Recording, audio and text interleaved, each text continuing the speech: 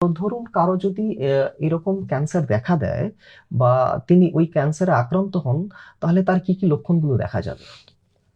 So যেটা আমি আপনাকে বললাম, হুম, সার্ভাইকাল ক্যান্সার ম্যাক্সিমাম ক্ষেত্রে কম বয়সী মহিলাদের হুম, দেখা হুম, যায়, হুম। But in a few cases মেনোপজের পরেও দেখা যায়। আচ্ছা, মেনোপজ আচ্ছা। মানে যখন আপনার পিরিয়ডটা বন্ধ যেহেতু হয়ে আপনি গেছে। বললেন যে আক্রান্ত হওয়ার 10-15 বছর পর, হুম, মানে সে যদি অল্প বয়সে ডেভেলপ করে ভেরি এবং গুড। 10-15 বছর পর যদি এটা দেখা দেয়, তার মানে তো সেই মেনোপজের পরই হবে। সেটা ওই ওই হ্যাঁ, ওই ফিউ পিপল হ্যাঁ। যাদের ধরো 35-40 হুম, বছরে হলো, হুম, তারপর 10-20 বছর হলো, তারা একটুখানি হুম, ডিলেতে প্রেজেন্ট হুম, করে। হুম।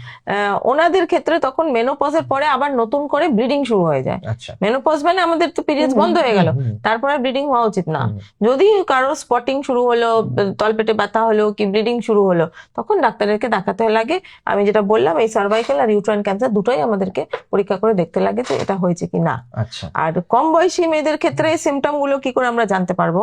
তাদের দেখবেন যে একটা ইনফেকশন, হয়তো বারবার করে রিকারেন্ট পেলভিক ইনফেকশন হচ্ছে, তারপর একটা ফাউল স্মেলিং ডিসচার্জ হচ্ছে, ইন বিটুইন পিরিয়ডটা রেগুলার না, পিরিয়ডের মধ্যখানে ইন্টারমেনস্ট্রুয়াল ব্লিডিং বলি, মানে দুটো পিরিয়ডের মাঝখানে মাঝখানে। ব্লিডিং হচ্ছে, হুম। কিংবা স্বামীর সাথে কিংবা পার্টনারের সাথে সেক্সের পরে ব্লিডিং হচ্ছে, পোস্ট কয়টাল ব্লিডিং হচ্ছে। আচ্ছা, এগুলো সব আর্লি সাইন্স আচ্ছা। ধরার জন্য। হুম, এখন অনেক লোক, যথেষ্ট লোকেরা অ্যাওয়্যার, ওনা এসে আমাদের বলে যে হুম। ম্যাডাম আমার এরকম প্রবলেম গুলো হচ্ছে। আচ্ছা।